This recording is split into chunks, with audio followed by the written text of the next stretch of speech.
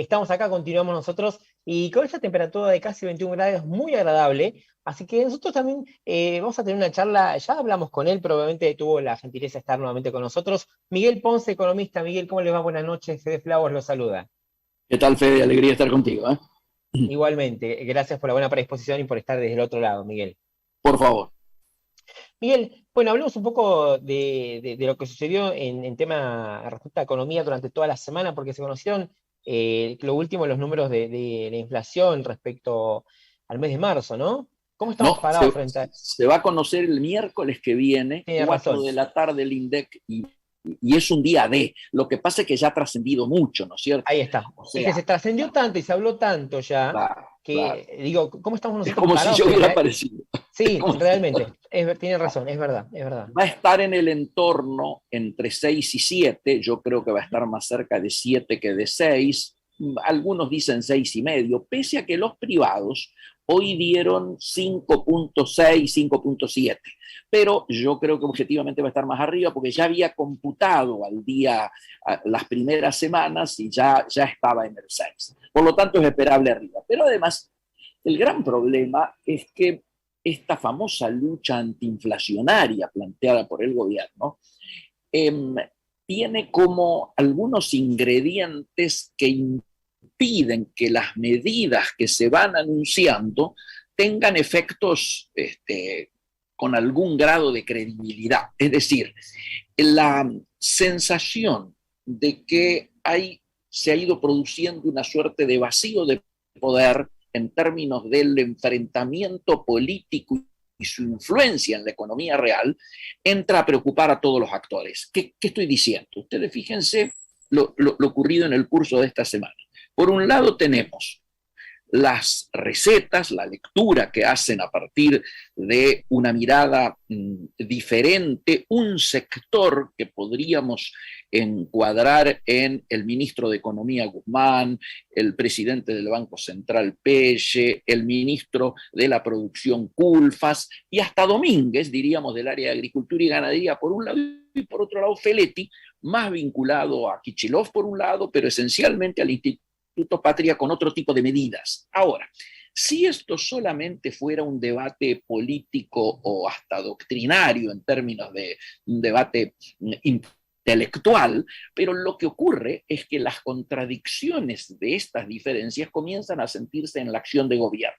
Y entonces tenemos, mientras el primer sector al que yo hacía referencia plantea que la lucha antiinflacionaria se tiene que dar con acuerdo entre distintos sectores, es decir, las famosas mesas de concertación, el acuerdo económico y social, las formas en que se viene, diríamos, tratando de instrumentar medidas consensuadas. Por otro lado, Feletti, en cambio, plantea que hay que aumentar las retenciones, que hay que prohibir determinadas y ser más riguroso en el tema de las importaciones. ¿Y cómo se termina dilucidando esto? Con medidas contradictorias, con medidas que por un lado uno diría el Banco Central, que está en una mirada más coincidente con la del ministro de Economía, sin embargo, en estos días, hoy concretamente, plantean determinadas restricciones que se dibujan con medidas que serían como para dar alguna alternativa o alguna expectativa al sector. Entonces, el gran problema de lo que está ocurriendo es que ya, no solo en este tema, sino en el tema energético, de la crisis energética, vos tenés que los responsables del área energética, ¿no es cierto?, en el gobierno, que responden al Instituto Patria, te anuncian públicamente de que en invierno no vamos a tener ni gas ni electricidad, es decir, va a haber faltante de energía. Bueno, el ministro del cual depende este sector, que es obviamente el ministro de Economía, piensa lo contrario y sale, pese a todo, a su diferencia en la lectura, sale a resolverlo desde la perspectiva democrática, Claro. en el sentido de negociar diplomáticamente con otros sectores. Bueno, así es que logra traer al presidente de Bolivia y logra la mitad del compromiso, y en el día de hoy hace una movida, yo diría, diplomática muy interesante, el embajador argentino en Brasil, Scioli, él viajando, más algunos otros funcionarios, terminando de resolver esta crisis que implicaba que Brasil recibiera menos gas de Bolivia y que Bolivia pudiera aumentar lo que nos manda acá. Con lo cual, en principio, uno diría, está resuelta esta crisis. Ahora, el problema es el precio político que le hace pagar al ministro de Economía. El ministro de Economía tiene que viajar y escuchar allá que con medidas que se toman cuando él no está en el país, empresarios brasileros que hace 50 años están trabajando en la Argentina le dicen, si siguen los cepos, si yo sigo sin poder remesar mis utilidades a Brasil, no invierto más y me voy. Entonces, esto lo tiene que bancar ahí el ministro por definiciones de acá que se adoptan que van en la dirección contraria de lo que él desearía que ocurriera. No sé si soy claro hasta acá. Sí, entonces, clarísimo. el gran problema hoy es que todos pensábamos que después del acuerdo con el fondo la incertidumbre iba a bajar. No ocurrió esto porque le agregamos incertidumbre desde la política. Por eso, la movida de ayer es importante. Quiero decir, en el día de ayer ha habido una comida, un asado, invitado por Urtubey, en el cual estuvieron todos los sectores de distintos sectores políticos que están contra la grieta. Digo, desde el gobernador Schiaretti, el gobernador Morales, el ex gobernador Rosas, Monzó, Frigerio, Camaño del Grupo de La Baña, me está faltando algún otro más, que obviamente son sectores antigrieta preocupados por esta situación que yo te decía de limarse que hay en el ex Frente de Todos, y creo que empiezan a aportar alguna sensatez, pero también esto significa que hay mucha preocupación, porque no solo han dicho nos reunimos por esto, sino que además conformamos una masa crítica de diputados dispuestos a impulsar medidas que garanticen gobernabilidad cuando empiezan a faltar algunas apoyaturas políticas, ¿no es cierto? Y esto le van a dar continuidad, y esto es importante. Sí, totalmente, ¿no? Y también pensaba un poco en esto, en la interna de la interna. ¿A qué me refiero? Por ejemplo, a mitad de la semana teníamos a un Sabore, un Fernando Sabore, que es el representante de almaceneros, es el presidente de almaceneros de la República Argentina, que pedía también una reunión y que hablaba un poco de esto, ¿no? De que quizás los mayoristas no cobren lo que ellos quieren cobrar directamente y de una unificación de precios también, digo, a eso también creo que es otra lucha dentro de esta gran interna también, ¿no? Total acuerdo, porque vos fíjate que acá empieza a haber también un tironeo que el gobierno se contenta con decir el precio final es este, precio que a veces está muy cerca del precio de los productores o de los minoristas, y los mayoristas, como tienen más poder, terminan quedándose con una tajada mayor y diciendo, pues, arréglense ustedes. Es decir, exactamente, genera una puja distributiva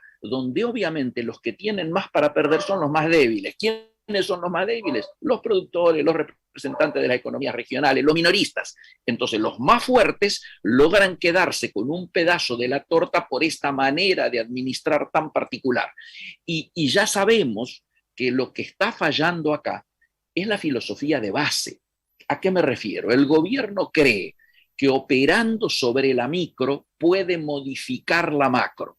Y la macro es la inflación, ¿no es cierto? La macro, todos sabemos, estamos pagando la fiesta del último trimestre del año pasado, que fue un año electoral, donde se emitió más de 1.000 millones, o sea, billones en aras de aquello que fue el famoso plan Platita, ¿te acordás? El de Goyán, que por eso está tan calladito ahora. Bueno, ahora estamos pagando eso. Hagamos lo que hagamos. Entonces empiezan a aparecer fantasías, dolarizar la economía, como si esto lo pudieras hacer de un día para el otro. Aparecen irresponsables con fórmulas mágicas que es imposible de llevar a la práctica, porque primero, para dolarizar vos tenés que tener dólares, no tenemos reserva, el gran problema es que no tenemos reserva, y segundo, tenés que arreglar con la Fed, o sea, con el Tesoro de los Estados Unidos, ¿no es cierto?, que es quien emite los dólares, una moneda que no es la tuya. Entonces, este tipo de cosas empiezan a aparecer porque se buscan soluciones mágicas en lugar de darnos cuenta que con el acuerdo que tenemos con el fondo y con la situación agravada por la situación bélica que ha hecho subir los precios, no solo de energía, sino también de las harinas, los commodities, etcétera, que impacta también en el mercado interno, uno debiera tratar en estos marcos de aportar sensatez y no generar un ruido desde la política que comienza a influir negativamente en tu vida cotidiana, en la mía, en los precios, en los jubilados, en lo que ganan los trabajadores. Ahora se tiene que abrir de nuevo las paritarias, porque obviamente si ya estamos atrasados y desde ya que aquellos sectores que viven del salario, ¿no es cierto?, son los más afectados. Como siempre, la inflación es el ajuste y obviamente con ese ajuste los que más pierden son siempre los más débiles. Sí, seguro. También pensaba un poco, ¿no?, en el medio de todo esto, se habló un poco de la dolarización de la economía, y ahora con lo que está diciendo me queda claro que, a ver, los dichos de Milei y otros políticos que apoyan un poco la dolarización y están quienes no, digo, esto es imposible en Argentina, Absolutamente menos en el tiempo que imposible. corre.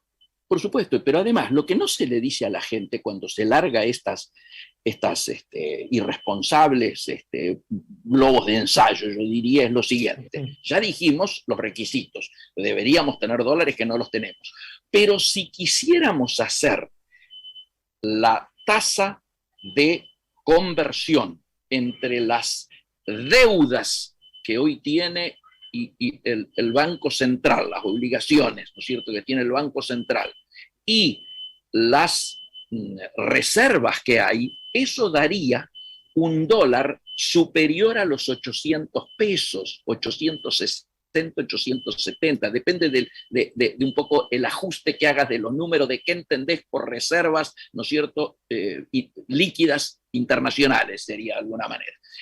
Y me parece que no se le está diciendo a la gente, por lo tanto, que habría una bruta devaluación, que es lo que se pretendió frenar con el acuerdo con el fondo. Y por otro lado, no se dice que para secar la plaza, es decir, para que desaparezcan los pesos de la plaza, vos tendrías que aplicar un Bonex, un plan Bonex terrible que implicaría un corralón mucho más duro que el corralito aquel que originó la explosión del 2001-2002. Es decir, me parece que el costo social que se está planteando es absolutamente intolerable. Por eso hablamos de soluciones mágicas, que soluciones mágicas que solamente lo que hacen es desnudar la debilidad y el fracaso de tantas políticas económicas que no han logrado dar en la tecla, ¿no es cierto?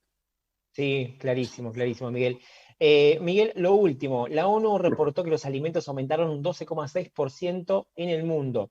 Ahora, Sí. yo me pregunto, ¿esto se debe al principal factor que es la guerra? En gran medida sí, pero además ya había una inflación previa, originada, si querés, por las políticas post-COVID, ¿no es cierto?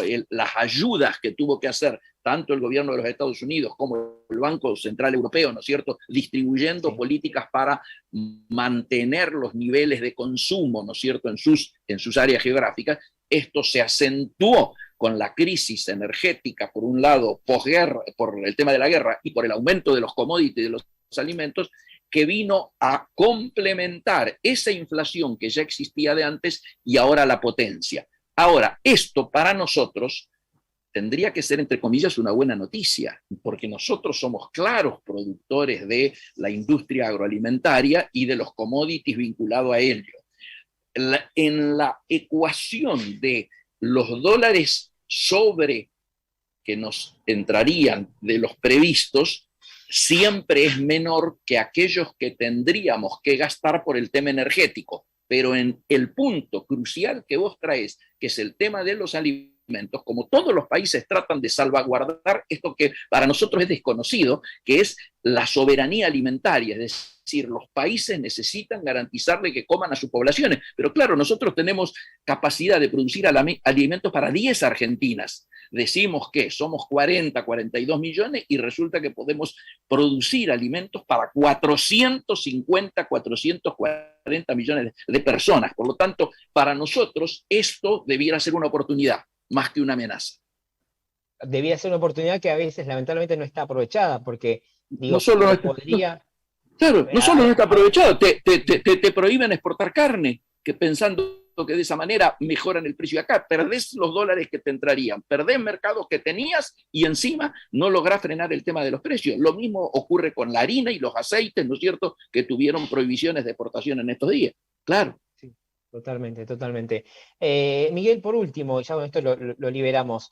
Dale. El acuerdo de precios finalmente se va a dar, no, a ver, ¿cuál es Veníamos comentando justamente esto de los anuncios y las efectividades conducentes.